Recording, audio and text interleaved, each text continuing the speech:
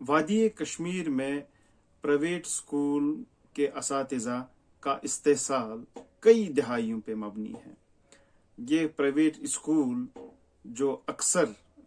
कोई पढ़े लिखे लोग या पढ़ा लिखा तबका इनको नहीं चलाता है, वो एजुकेटर्स नहीं हैं, बल्कि अक्सर जो लोग ये चलाते हैं वो बिजनेसमैन हैं।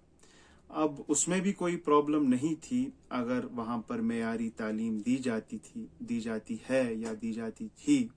जो कोरोना या कोविड से पहले वाला मामला था। लेकिन कोविड ने बहुत सारे हालातों को चेंज कर दिया, उनमें तब्दीली रोनुमा हुई, और हम ये देख रहे हैं अब पिछले कई सालों से कि जो असातिज़ा इन स्कूलों में पढ़ाते हैं और जिनकी पढ़ाई की वजह से ही वहाँ के बच्चे जो है एक्सेल कर पाते हैं और उनकी मेरिटोरियस पोजीशंस आती हैं, खासकर 10वीं और 12वीं जमात में, तो उन असातिज़ा के साथ जो इस्तेसाल है वो कंटिन्यू चल रहा है। इस्तेसाल इस हवाले से कि उनकी जो तनख्वाहें हैं वो बहुत ही कलील दी जाती हैं अक्सर इन प्राइवेट स्कूलों में, क्योंकि अब गली गली नुक्कड़ नुक्कड़ हर कस्बे में आपको एक प्राइवेट स्कूल नज़र आएगा। और जो गवर्नमेंट यहाँ की है वो भी इस पर बिल्कुल कोई कदगन नहीं लगा रही हैं, कोई अकाउंटेबिलिटी नहीं है कि किन अशखास को लाइसेंस दी जाए, रजिस्ट्रेशन दी जाए कि वो स्कूल जो है प्राइवेट स्कूल्स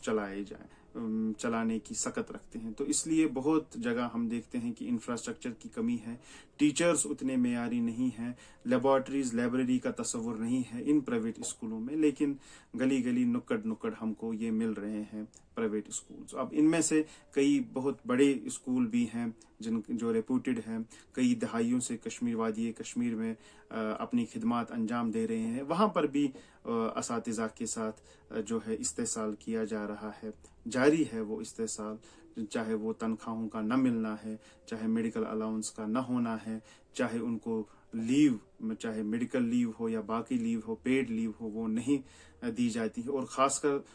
आर्टिकल 370 के एब्रोगेशन के बाद जो RTE राइट टू एजुकेशन अब पूरे JNK में इम्प्लीमेंट हो चुका है, उसके तहत हर एक प्राइवेट स्कूल को के लिए ये मैंडेटरी है, ये लाजमी है कि वो कम से कम 10% जो इकोनॉमिकली वीकर सेक्शन हमारे सोसाइटी का है वहाँ से बच्चों को एनरोल करे अपने स्कूल्स में, और उस पर भी इम्प्लीमेंटेशन अभी बराबर नहीं हो रहा है। और ख़ासकर इस पेंडेमिक में इन प्राइवेट स्कूलों में से अक्सर स्कूलों ने और बड़े रेप्यूटेड स्कूल्स ने भी तनख्वाहों में एक तो कटौती की है और तनख्वाहें उन्होंने बराबर वक्त पे नहीं दी हैं। और आज भी बहुत सारे ऐसे असातिज़ा है जो बेचारे दौड़ धूप कर रहे हैं to make their both ends meet, क्योंकि कुछ इसको बड़े स्कूलों जिनमें बहुत सारे स्कूल रेप्यूटेड स्कूल शामिल हैं, उन्होंने मार्च से ही तनख्वाहें नहीं दी है अपने असातिज़ा को या अपने स्टाफ को, या उसमें भी कर्टेलमेंट की है डिफरेंट बहाने बना के, चाहे उसमें एडमिशन फीस का न लेने का बहाना बनाया गया हो, चाहे उसमें ये बहाना बनाया गया हो कि जी है पेरेंट्स वो वक्त पे फीस नहीं देते हैं। तो इन ये बहाने बनाकर जो है महीनों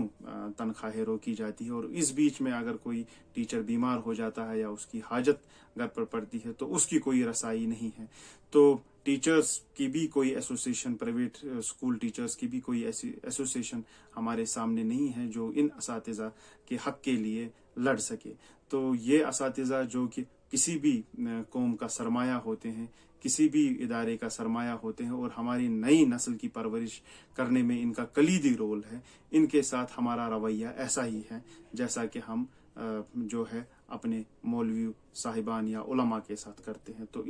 इन टीचर्स के साथ, खासकर प्राइवेट टीचर्स के साथ, हाँ हमारे जो है ये जो इदारे चलाते हैं, प्राइवेट स्कूल्स चलाते हैं, तो इनका यही रवैया रहता है। तनख्वाहें वक्त पे नहीं मिलती हैं, मेडिकल अलाउंस इनके पास नहीं है, इनके पास ट्रैवलिंग अलाउंस नहीं मिलता है, पेड लीव्स नहीं हैं इनके पास, और ख़ासकर पेंडेमिक का बहाना बना के अब कई कई महीनों के बाद इनकी तनख्वाहें वागुजार की जाती है, या उसमें भी कटेलमेंट किया गया है, कहीं किसी किसी जगह 25%, किसी किसी जगह 50%। और ये जो है बेचारे टीचर्स भी सामने आकर इस चीज के बारे में बात नहीं कर सकते हैं, इसके खिलाफ स्टेप नहीं ले सकते हैं, क्योंकि दूसरे दिन वहां पर चूंकि अक्सर जो है सब प्राइवेट स्कूल्स में प्रॉफिट के मॉडल पे चलता है और हायर एंड फायर की पॉलिसी होती है, तो टीचर के पास जब जॉब सिक्योरिटी नहीं रहेगी तो वो कोई भी जो है इकदाम एडमिनिस्ट्रेशन के खिलाफ करने से कासिर रहते हैं। तो मैंने सोचा, क्योंकि ये अक्सर जो टीचर्स के साथ ये इस्तेसाल हो रहा है और इस पर कोई बात नहीं कर रहा है, चाहे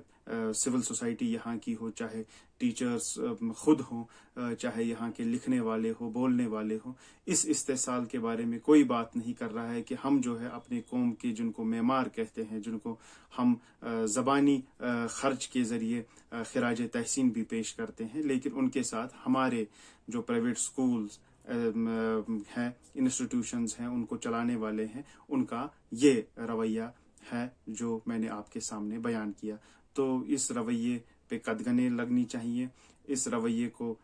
कम होना चाहिए, और गवर्नमेंट को और सिविल सोसाइटी को भी स्टेप अप करना चाहिए, और खासकर पेरेंट्स को भी, कि जो टीचर्स हैं वो तभी आपके बच्चों को अच्छी तालीम दे सकते हैं जबकि वो माशी तौर से फारिग हो, जिसको माशी फरागत कहे जाए, या इकोनॉमिक स्टेबिलिटी जिसको कहा जाए। जब वो इकोनॉमिकली स्ट्रांग और स्टेबल होंगे तभी वो एक नई स्ट्रांग जनरेशन और प्रोडक्टिव जनरेशन की परवरिश कर सकते हैं। शुक्रिया।